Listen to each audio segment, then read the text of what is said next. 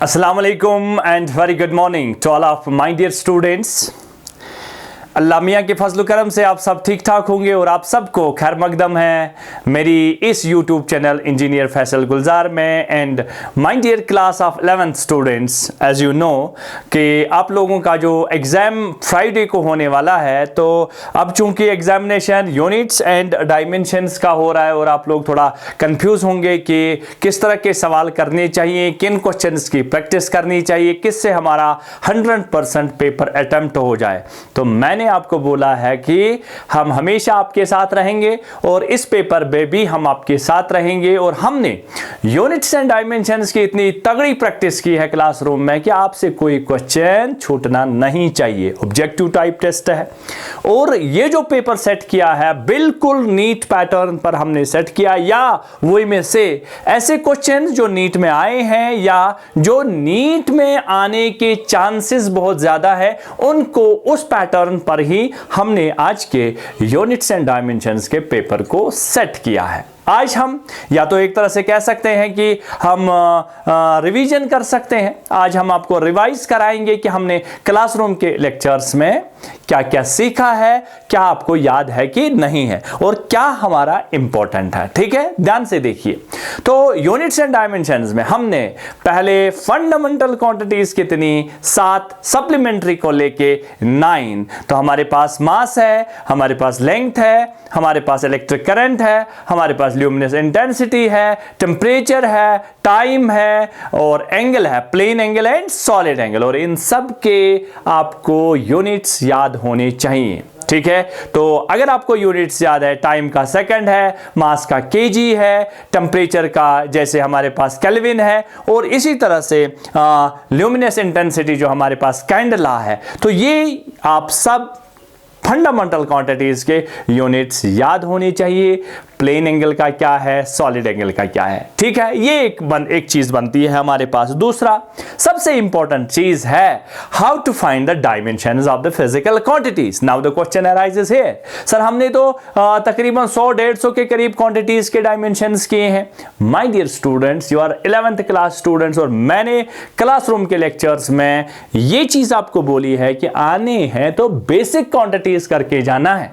Sir basic में क्या है? बेसिक में वेलोसिटी है, बेसिक में एक्सेलरेशन है, बेसिक में फोर्स है। लेट अस सपोज हमें वहां पर क्वेश्चन पूछा जाएगा कि फोर्स के डायमेंशंस क्या हैं, what are the dimensions of force, and you have been given the 4 options which is the appropriate answer, which is the correct answer. Dimensions of force क्या है? तो मैंने फोर्स बोला है, ये मास इनटू एक्सेलरेशन होता है और हम निकाल सकते हैं। चलिए मैं एक क्वांटिटी आपको यहां से बोलता हूं कि कैसे करनी है अगर किसी भी फिजिकल क्वांटिटीज के डायमेंशंस आते हैं। Suppose we have a physical quantity, find the dimensions of work.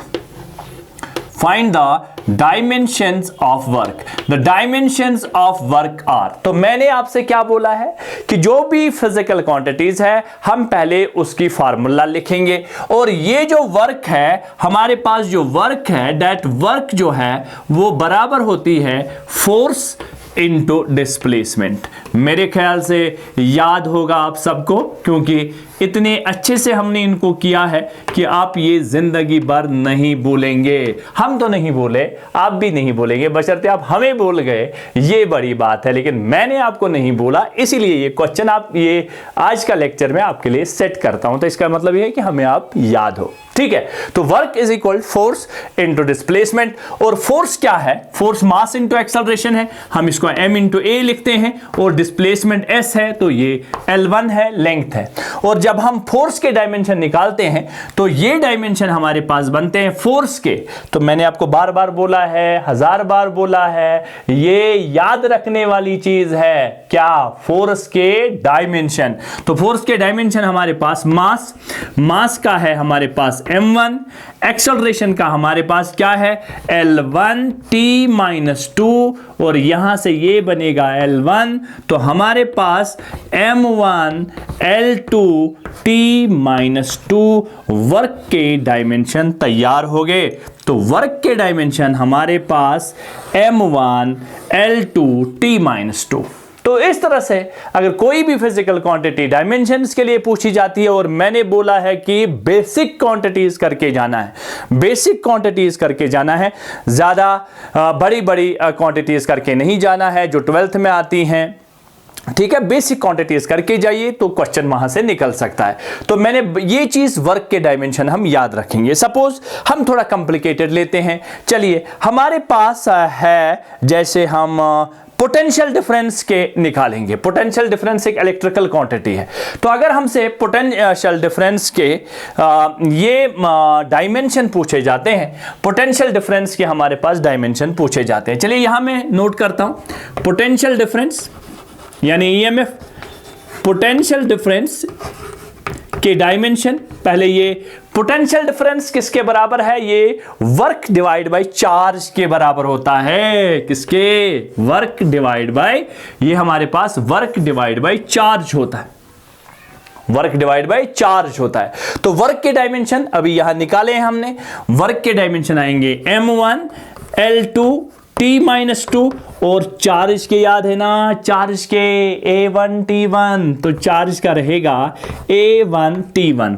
ए क्या एम्पियर, टी क्या टाइम। तो जब हम इसको सॉल्व करेंगे तो ये बनेगा m1 L2, ये ऊपर जाएगा तो ये -1 बनेगा, ये बनेगा T-3 A-1।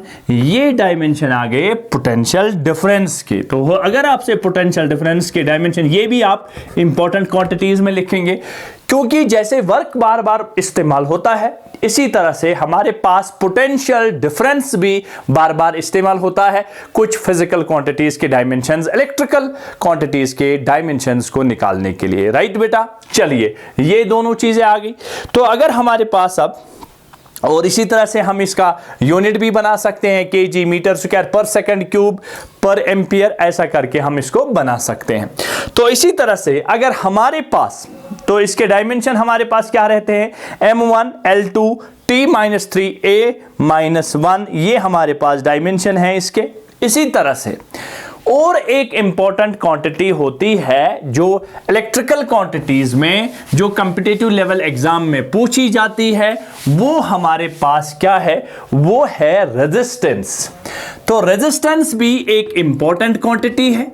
रेजिस्टेंस के डायमेंशन क्या है, रेजिस्टेंस के डायमेंशन, तो मैंने बोला है V is equal to I R, ये हमारे पास रिलेशन है, और R निकालना है तो R किसके बराबर आएगा, V divide by I। V is potential, और पोटेंशियल के डायमेंशन यहां है।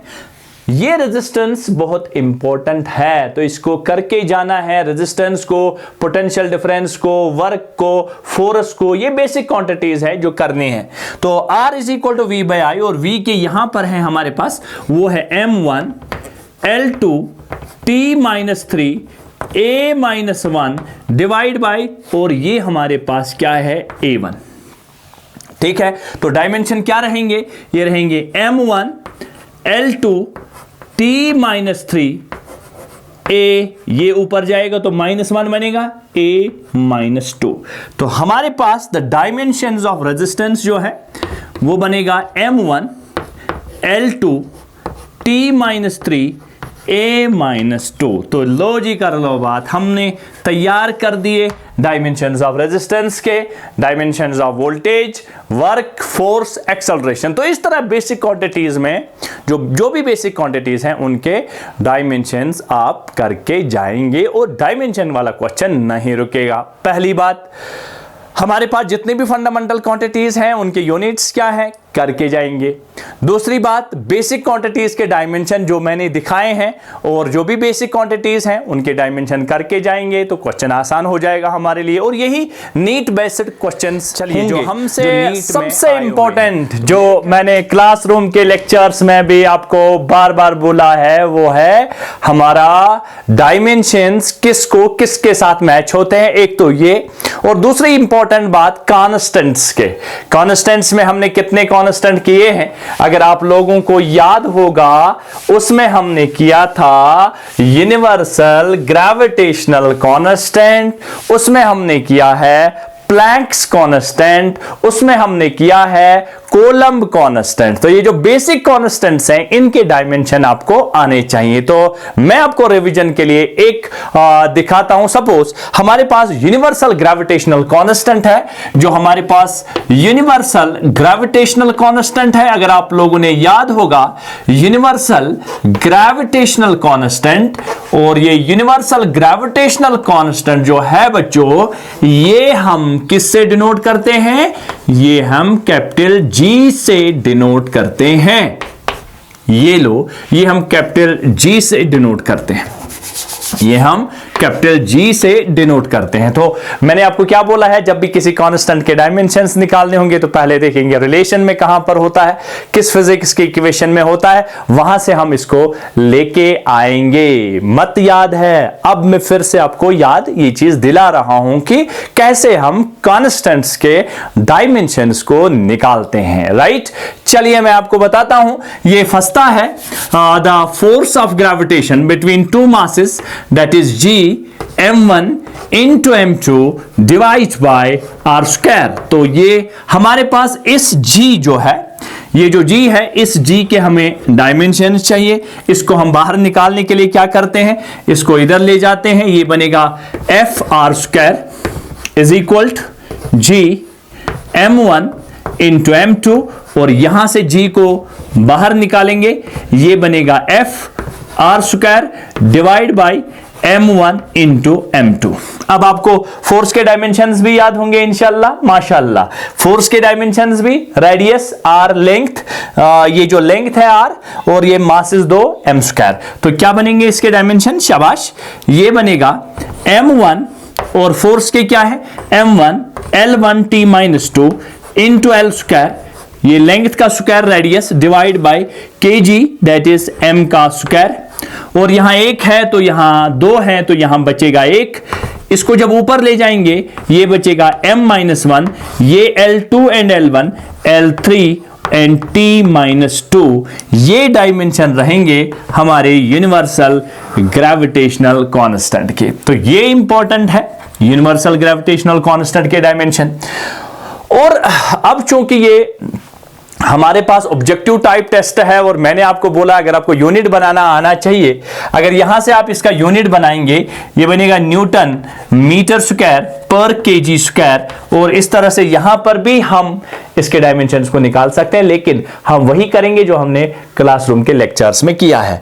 तो इसी तरह से ये यूनिवर्सल ग्रेविटेशनल कांस्टेंट हो गया। सपोज ये हमारे पास कोलम्ब कांस्टेंट अगर होगा, तो वो कोलम्ब कांस्टेंट जो है फोर्स, कोलम्ब फोर्स, वो होता है K Q1 Q2 by are square, और यहां से जो एफ आर स्क्वायर बनेगा, ये बनेगा K Q1 Q2, और यहां से K को निकालेंगे, ये बनेगा F R square divide by Q1 Q2, और फिर यहां डायमेंशन रखेंगे, और आराम से आप इस कोलम्ब कांस्टेंट के डायमेंशन भी फाइंड आउट कर सकते हैं। कोई परेशानी होनी नहीं चाहिए, होगी तो अभी 2 दिन है, आप मेरे पास आ सकते हैं, मुझे कॉल कर सकते हैं, मुझसे कम्युनिकेट कर सकते हैं, कोई भी प्रॉब्लम हो आप मुझे बोल सकते हैं। ठीक है, चलिए आगे चलते हैं।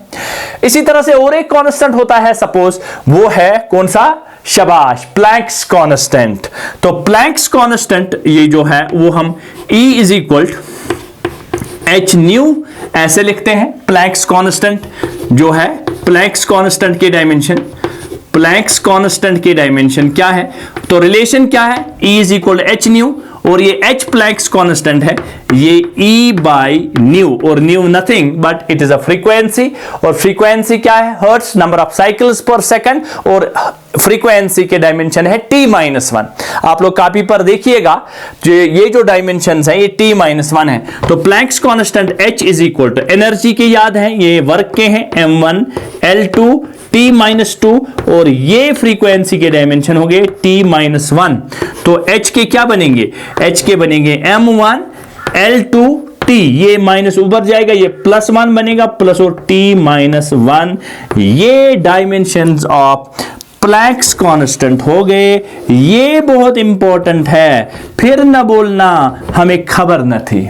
और यहां और एक इंपॉर्टेंट बात भी है, अगर आपसे पूछा जाएगा कि प्लैंक्स कांस्टेंट के डायमेंशन जो है, प्लैंक्स कांस्टेंट के डायमेंशन है किस फिजिकल क्वांटिटी से मैच होते हैं, या ग्रेविटेशनल कांस्टेंट के डायमेंशन किस फिजिकल क्वांटिटी से मैच होते हैं। रिमेंबर, फिर से मैं बोल रहा हूं, प्लैंक्स कांस्टेंट के डायमेंशन m1 L2 T-1 जो है, इसके डायमेंशन किस फिजिकल क्वांटिटी से मैच होते हैं। तो इसके डायमेंशन अगर आप चार्ट देखेंगे, वहां जो इसके डायमेंशन है वो शायद एंगुलर मोमेंटम से मैच होते हैं। एंगुलर मोमेंटम और ये जो प्लैंक्स कांस्टेंट और एंगुलर मोमेंटम है, इनके डायमेंशन सेम होते हैं। किस किस के डायमेंशन सेम होते हैं? Angular momentum and Planck's constant के डायमेंशन सेम होते हैं। ठीक है, ध्यान से, और आप लोग इसको नोट करिए, फिर हम आगे चलते हैं थोड़ा सा। चलिए,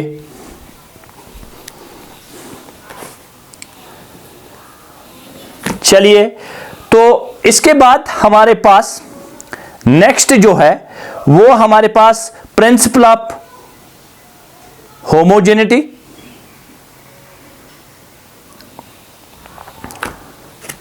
principal of homogeneity,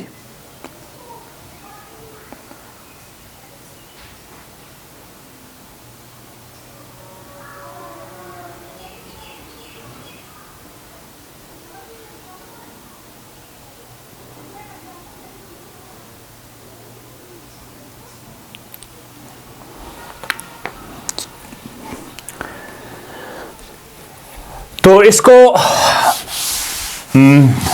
write down किया होगा आप लोगों ने। चलिए अब हम आगे चलते हैं। ये और एक पैटर्न बनता है हमारे क्वेश्चन का, और हमारे का क्वेश्चन पार्ट है वो है प्रिंसिपल ऑफ होमोजेनिटी से। होमो यानी सेम। तो मैंने बोला था same quantities can be added और subtracted, pressure can be added to pressure only, volume can be added to volume only. Hope आप लोगों को याद होगा, नहीं याद है फिर से आज हम रिवाइज कर रहे हैं इस चीज को। ठीक है, रिवाइज कर रहे हैं इस चीज को ध्यान से। तो हमारे पास उस वाले पैटर्न पर जो क्वेश्चन आते हैं वो मैंने आपको वहां पर भी दिखाए हैं, और यहां पर भी मैं आपको फिर से कुछ क्वेश्चंस दिखा रहा हूं। सपोज ये हमने शायद क्लासरूम के लेक्चर्स में भी किए हैं। Velocity of A particle v is given by, अगर हमारे पास वेलोसिटी ऑफ पार्टिकल है वो ऐसे दिया जाएगा, v is equal to at square, v is equal to at square plus bt plus c। ये हमारे पास है where t is time, what are the dimensions of A, B and C respectively। तो where t is time, ये हमारे पास t जो है ये time है, और हमें बता गया है कि A, B और C के डायमेंशंस फाइंड आउट करने हैं। बोलो, अगर आपको याद होगा तो वहां 4 ऑप्शन आपको दिए जाएंगे। आपको वहां A के भी डायमेंशन होंगे, B के भी और C के भी, और उन 4 ऑप्शंस में आपको देखना है कि किसके डायमेंशन। पहले हम देखेंगे निकालेंगे कैसे, इन डायमेंशंस को हम निकालेंगे कैसे। चलिए, याद है, आप लोगों को याद होना चाहिए कि अगर ये चीज वेलोसिटी है, अगर ये चीज वेलोसिटी है, तो इसमें जितनी number of terms right hand side से और लेफ्ट हैंड साइड से टर्म्स की बात हो रही है, उन सारे टर्म्स के डायमेंशन सेम होने चाहिए। प्रिंसिपल ऑफ होमोजेनिटी बोलता है, भाई मैं क्या करूंगा, होमोजेनिटी बोलता है कि अगर ये चीज वेलोसिटी है, ये पूरी टर्म क्या होनी चाहिए, वेलोसिटी, ये पूरी टर्म वेलोसिटी और ये पूरी टर्म वेलोसिटी होनी चाहिए। तो क्या लिख सकते हैं, तो according to principle of homogeneity, तो ये तो ऐसे भी लिखना है, कॉपी पे हमने लिखा है अच्छे से। According to principle of homogeneity, principle of homogeneity, homogeneity क्या लिखेंगे, चलिए प्रिंसिपल ऑफ होमोजेनिटी बताता है कि हम, चलिए तो हमारा इसी तरह का प्रिंसिपल ऑफ होमोजेनिटी में मेरे ख्याल से अब ज़्यादा प्रॉब्लम तो होनी नहीं चाहिए। ये बड़े आसान से सवाल हैं। प्रिंसिपल ऑफ होमोजेनिटी पर बहुत तगड़े सवाल आपसे बनने चाहिए, कितना भी मुश्किल सवाल क्यों ना हो। सपोज और एक क्वेश्चन भी आपको मैंने दिखाया है क्लासरूम के लेक्चर्स में, if f is equal to at plus B T square, ये मैंने एक क्वेश्चन दिखाया है प्रिंसिपल ऑफ होमोजेनिटी पर। Where T is time find the dimensions of A and B. Where T is time find the dimensions of A and B. T हमारे पास क्या है, टाइम है, हमें ए और बी के डायमेंशन बताने हैं। एफ क्या है, फोर्स। चलिए प्रिंसिपल ऑफ होमोजेनिटी सीधा सीधा और साफ लफ्जों में ये बोलता है भाई कि एफ ए टी के बराबर होना चाहिए, और यहां से जब ए निकालेंगे वो एफ डिवाइड बाई टी होगा, और डायमेंशन रख दीजिए m1 l1 t minus 1 divide by t1, तो क्या आएगा m1 l1 t माइनस 2। ये इस तरह से ए के डायमेंशन हो जाएंगे। कोई परेशानी? चलिए और ऑप्शन चेक कर लीजिए। फिर इसी तरह से मैं क्या लिख सकता हूं, मैं लिख सकता हूं एफ, चलिए दूसरे से मैं नोट करता हूं, मैं लिख सकता हूं F is equal to B T square, और यहां B is equal F by T square, और एफ के डायमेंशन रखिए m1 l1 t minus 2 divide by T square, तो ये बनेगा m1 l1 t minus 4, m1 l1 t minus 4। ये लो कर लो बात, ये b के डायमेंशन भी आगे m1 l1 t माइनस 4। इस तरह का सवाल होगा, ऑप्शन चेक कर लीजिए, टिक मारिए और टाटा बाय बाय कर दीजिए। ठीक है, इसी तरह से कोई भी पैटर्न हो आप इसको बड़े अच्छे से कर सकते हैं। ठीक है, अब लास्ट वाला पार्ट इसका जो है, लास्ट वाला पार्ट जो है, एरर्स में नहीं जाना है, खाली डायमेंशन का पार्ट है, एरर का पार्ट नहीं है, खाली डायमेंशन के पार्ट का एग्जाम है। एरर का पार्ट का इंशाल्लाह आगे हम फिर से किसी नेक्स्ट टाइम ले जाएंगे, डायमेंशन का पार्ट अच्छे से करके जाइए। ठीक है बेटा, चलिए अब और एक सवाल जो है वो है to make the dimensional formula, to make the dimensional formula. अब मैं उस पर आपको एक क्वेश्चन दिखाता हूं, बाकी आप जितने भी एक्सरसाइज किए हैं उन एक्सरसाइजेस को आप ध्यान से देखेंगे, उन क्वेश्चंस को आप करके जाएंगे। चलिए कॉपी पे आप लोगों ने ये सारे क्वेश्चन किए हैं। चलिए मैं आपको दिखाऊंगा कि हम लोगों ने कौन से क्वेश्चन जो हमने कहां पर किए हैं, जो हमने क्लासरूम के लेक्चर्स में किए हैं एप्लीकेशंस ऑफ डायमेंशनल एनालिसिस पर। चलिए जो मैंने नीट कॉर्नर बनाया है, नीट कॉर्नर पर हमारे पास जो एक क्वेश्चन है वो है ऐसे, पहले क्वेश्चन में लिखता हूं, क्वेश्चन लिखने में थोड़ा इसमें टाइम लगेगा। In a system of units, in a system of units if force F, चलिए मैं इस क्वेश्चन को लिख के देता हूं आपको। चलिए तो हमारा इसी तरह का प्रिंसिपल ऑफ होमोजेनिटी में मेरे ख्याल से अब ज़्यादा प्रॉब्लम तो होनी नहीं चाहिए। ये बड़े आसान से सवाल हैं प्रिंसिपल ऑफ होमोजेनिटी पर, बहुत तगड़े सवाल आपसे बनने चाहिए, कितना भी मुश्किल सवाल क्यों ना हो। सपोज और एक क्वेश्चन भी आपको मैंने दिखाया है क्लासरूम के लेक्चर्स में, if F is equal to A T plus B T square, ये मैंने एक क्वेश्चन दिखाया है प्रिंसिपल ऑफ होमोजेनिटी पर। Where T is time find the dimensions of A and B. Where T is time find the dimensions of A and B. T हमारे पास क्या है, टाइम है, हमें ए और बी के डायमेंशन बताने हैं। एफ क्या है, फोर्स। चलिए प्रिंसिपल ऑफ होमोजेनिटी सीधा सीधा और साफ लफ्जों में ये बोलता है भाई कि एफ ए टी के बराबर होना चाहिए, और यहां से जब ए निकालेंगे वो एफ डिवाइड बाई टी होगा, और डायमेंशन रख दीजिए m1 l1 t minus 1 divide by t1, तो क्या आएगा m1 l1 t माइनस 2। ये इस तरह से ए के डायमेंशन हो जाएंगे। कोई परेशानी? चलिए और ऑप्शन चेक कर लीजिए। फिर इसी तरह से मैं क्या लिख सकता हूं, मैं लिख सकता हूं एफ, चलिए दूसरे से मैं नोट करता हूं, मैं लिख सकता हूं F is equal to B T square, और यहां B is equal F by T square, और एफ के डायमेंशन रखिए m1 l1 t minus 2 divide by T square, तो ये बनेगा m1 l1 t minus 4, m1 l1 t minus 4। ये लो कर लो बात, ये b के डायमेंशन भी आगे m1 l1 t माइनस 4। इस तरह का सवाल होगा, ऑप्शन चेक कर लीजिए, टिक मारिए और टाटा बाय बाय कर दीजिए।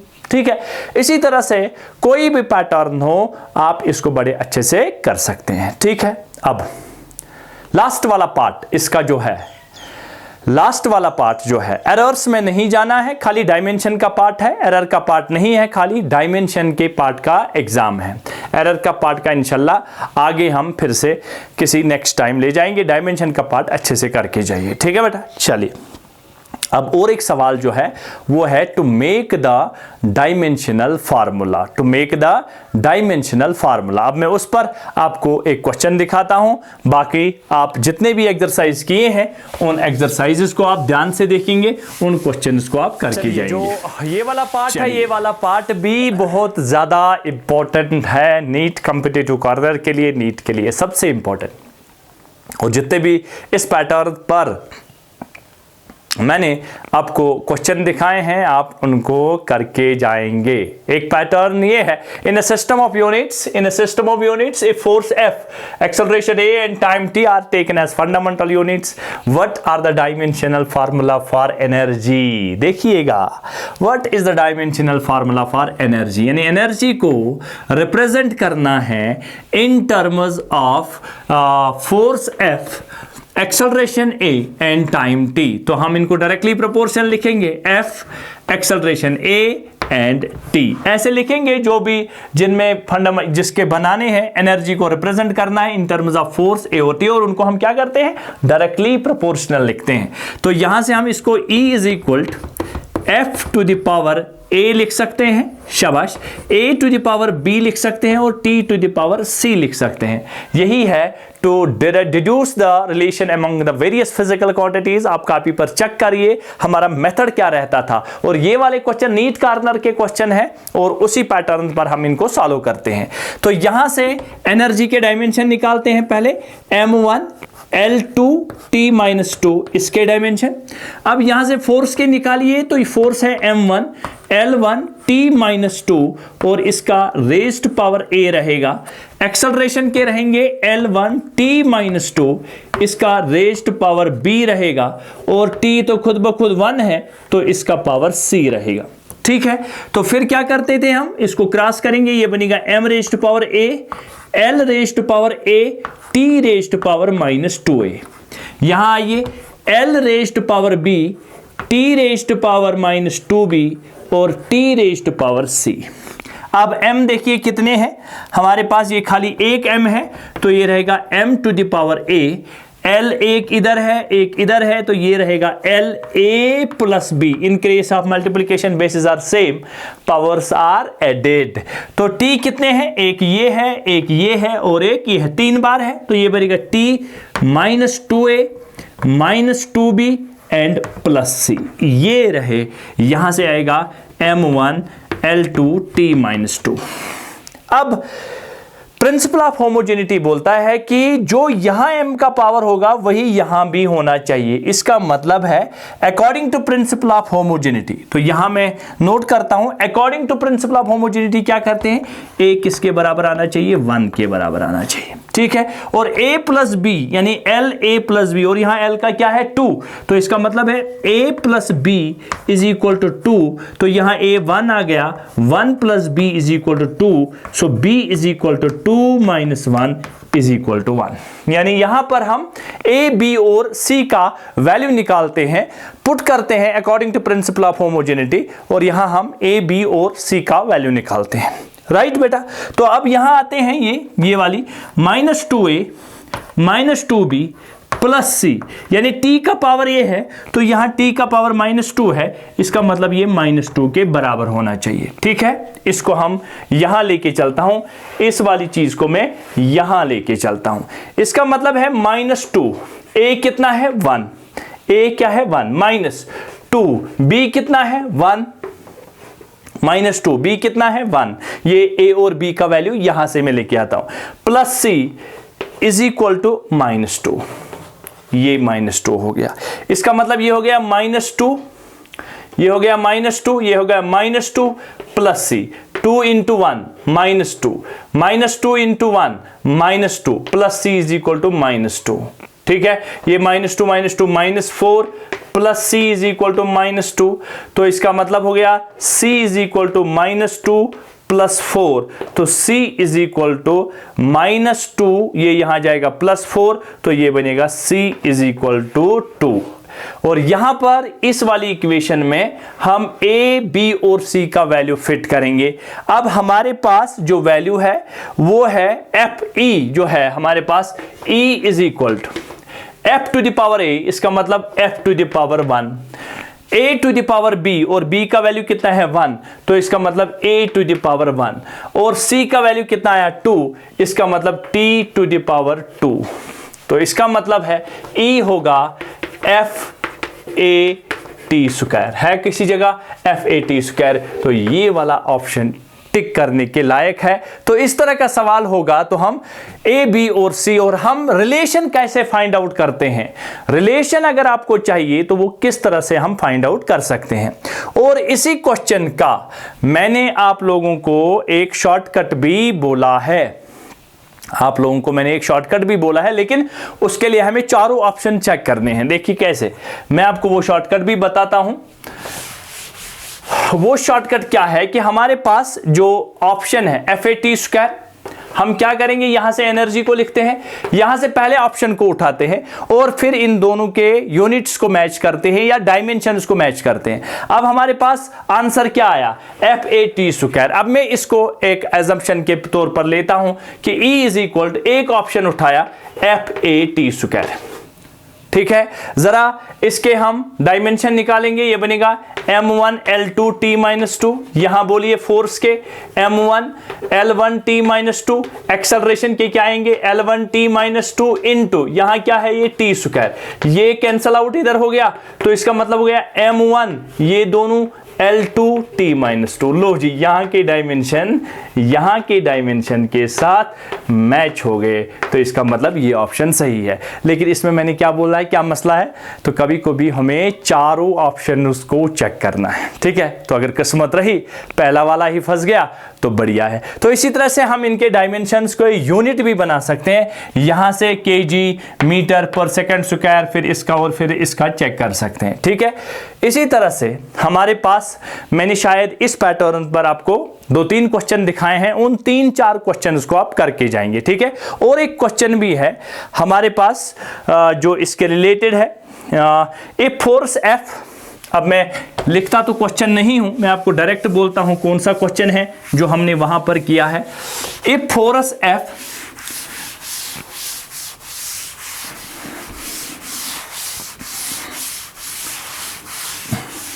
If force F, velocity v and time t are taken as fundamental units, the dimensional formula for mass are, mass जो है वो है in terms of force, in terms of velocity and in terms of time. इसकी relation बनानी है, इनमें क्या relation रहेगी, इन टर्म्स ऑफ मास। फिर वही चीज, तो यहां m इज इक्वल टू करेंगे f to the power a करेंगे, v to the power b करेंगे, t to the power c करेंगे, या इस तरह से करिए, या चारों ऑप्शन उसको एक एक करके उठाइए, वहां राइट हैंड और लेफ्ट हैंड साइड से डायमेंशन को चेक करिए, जिसके डायमेंशन मैच खाते हैं वही ऑप्शन राइट होगा, ठीक है। या बेसिक जो प्रोसीजर है हम उस प्रोसीजर से भी कर सकते हैं और शॉर्टकट से भी कर सकते हैं। तो यहां बनेगा m1 L0 T0, ये इसके डायमेंशन हो गए, ये m1 L1 T minus 2 raised power a, L1 T minus 1 raised power b, T raised power c, ये T रेज्ड पावर 1 है और आप इसको c लिख सकते हैं। तो ये बनेगा ma La T minus 2a, ठीक है। ये बनेगा LB T minus b T raised power c, ठीक है। m कितनी बार है, एक बार, ma। L कितनी बार है, 2 बार, La प्लस b। T कितनी बार है, 3 बार, T minus 2a minus b plus c। According to principle of homogeneity जो है, आप क्या करेंगे, यहां से इन दोनों के डायमेंशन को इक्वेट करेंगे, a इज इक्वल टू 0 आएगा, a प्लस b भी 0 आएगा, a भी 0 आएगा, तो a यहां पर a is equal to 0, a plus b is equal to 0 आएगा, L m1 m0, अच्छा ये क्या है, मास है, तो ये a इज इक्वल टू 1 आएगा। ओहो हो, ये m1 है ना, ये m1 है, तो यहाँ a इज इक्वल टू 1 आएगा, तो a प्लस b 0 आएगा, तो 1 plus 0 is equal to 0, 1 plus b is equal to 0, so b is equal to -1। b हमारे पास क्या आ गया, b हमारे पास आ गया -1। तो इसी तरह से हम यहां क्या निकाल सकते हैं, -2a -b + c is equal to 0।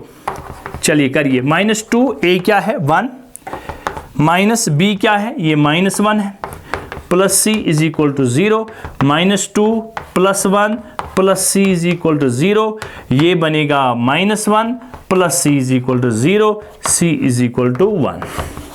चलिए यहां वैल्यू रख दीजिए, तो ये बनेगा m is equal to f⁻1 v⁻−1 और t⁻1।